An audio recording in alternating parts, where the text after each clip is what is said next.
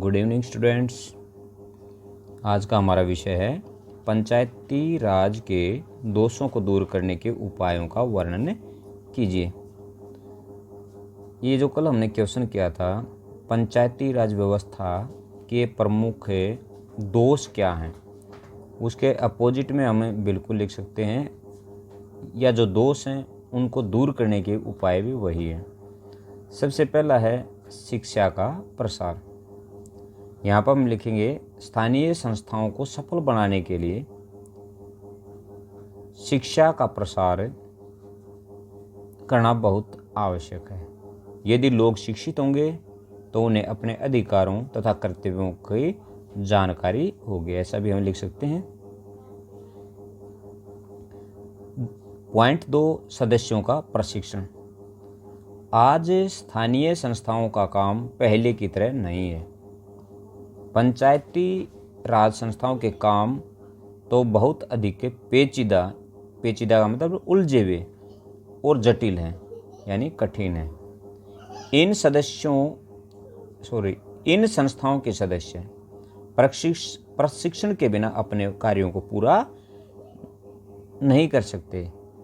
यहाँ तक हम लिख देंगे। अब निपुण और ईमानदार कर्मचारी, इसमें हम लिख सकते हैं कि इन संस्थाओं को सफल बनाने के लिए या स्थानीय स्वशासन संस्थाओं को सफल बनाने के लिए कर्मचारी निपुण यानी योग्य होने चाहिए, साथ में वो ईमानदार भी होने चाहिए। इसने क्या लिखा है, स्थानीय स्वशासन संस्थाओं के कर्मचारियों की नियुक्ति योग्यता के आधार पर होनी चाहिए। उनके वेतन आदि अन्य सरकारी कर्मचारियों के बराबर होने चाहिए, ताकि योग्य व्यक्ति इन संस्थाओं में नौकरी प्राप्त करने के लिए आरक्षित हों। यहाँ तक हम इसको लिख सकते हैं। अब है राजनीतिक दलों पर रोक। यहाँ पर हम क्या लिख सकते हैं, जो स्थानीय स्वशासन है या स्थानीय स्वशासन की संस्थाएं हैं, उनके अंदर राजनीतिक दलों का कोई स्थान नहीं होता। या ये कह सकते हैं कि राजनीतिक दलों का इनके कार्यों में स्थानीय स्वशासन के कार्यों में हस्तक्षेप पर रोक लगानी चाहिए। यदि कोई ऐसी संस्थाएं हैं या कोई राजनीतिक दल है, यदि इनके कार्यों में हस्तक्षेप करता है तो उन राजनीतिक दलों की मान्यता को रद्द कर देना चाहिए। ये किस प्रकार से लिखता है क्वेश्चन, स्थानीय स्वशासन की संस्थाओं में राजनीतिक दलों के लिए कोई स्थान नहीं है। यह एक सर्वमान्य तथ्य है। वैसे तो कानून द्वारा उन दलों पर कुछ एक प्रतिबंध लगाए हुए हैं, परंतु व्यावहारिक रूप से ये प्रतिबंध निष्प्रभावी हैं। इनका कोई निष्प्रभावी यानी बिना प्रभाव के हैं। तो हम इसकी तरह जो मैंने बताया है आपको वो लिख सकते हो। क्या लिख सकते हैं कि स्थानीय स्वशासन की संस्थाओं में राजनीतिक दलों की भागीदारी पर रोक लगा देनी चाहिए। यदि वो फिर भी इन संस्थाओं के कार्यों में हस्तक्षेप करते हैं तो उन दलों की मान्यता को रद्द कर देना चाहिए। अब है ग्राम सभा को सक्रिय करना चाहिए। इसके जो पहला जो क्वेश्चन हमने पढ़ा था, उसके अंदर पढ़ा था कि ग्राम सभा यानी गांव के जो लोग जिनका नाम मतदाता सूची में है, वो ग्राम सभा की बैठकों में आमतौर पर भाग नहीं लेते या ग्राम सभा की बैठक को कोई महत्व नहीं देते। लेकिन क्या होना चाहिए, ग्राम सभा की जो बैठकें हैं वो सक्रिय होनी चाहिए।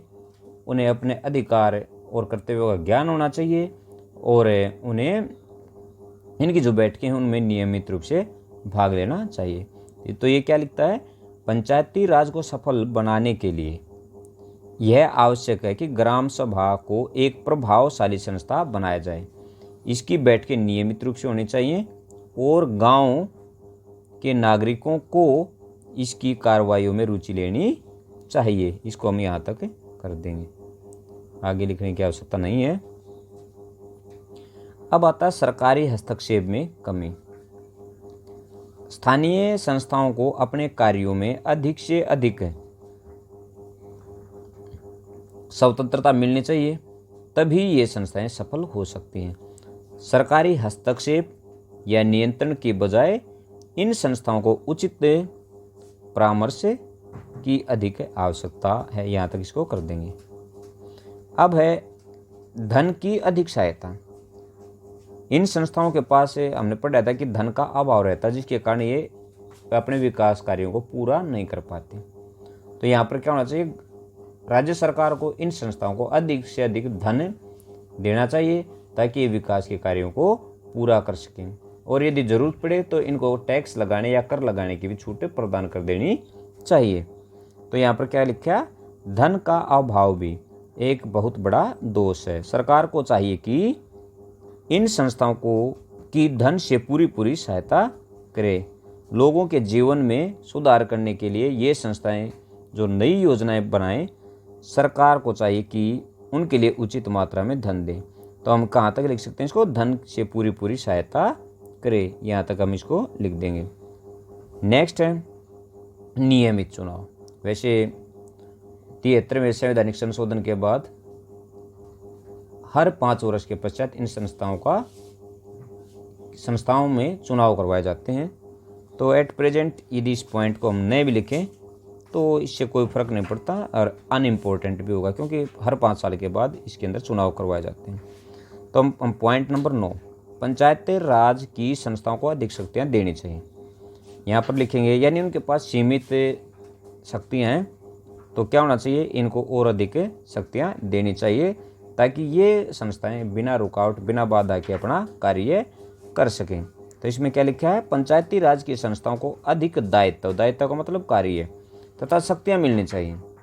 इसी उद्देश्य की पूर्ति के लिए 23 दिसंबर 1992 को संविधान का 73वां संशोधन पारित किया गया, जिसके अंतर्गत पंचायती राज की संस्थाओं को अधिक शक्तियाँ प्राप्त होंगी या प्रदान की गई।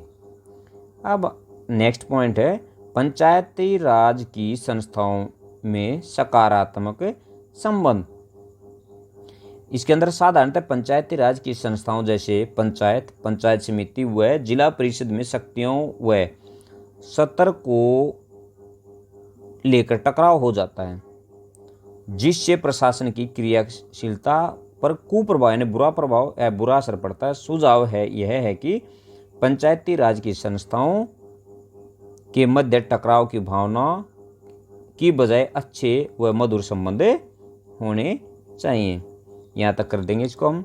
इसके एट लास्ट निष्कर्ष में आते हैं। आज देश में पंचायती राज की स्थिति इतनी सराहनीय नहीं है। पंचायती राज जनता का राज है और लोगों को अपनी स्थानीय आवश्यकताएं पूरी करने तथा विकास कार्य करने के लिए स्वतंत्रता देता है, परंतु इसने बड़ी धीमी गति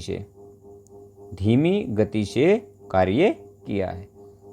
तो हमारा क्वेश्चन यहीं कंप्लीट होता है। इस लेसन से लास्ट क्वेश्चन होगा पंचायती राज के महत्व का वर्णन कीजिए। तो नेक्स्ट टाइम उसको करते हैं। Thanks, have a good night.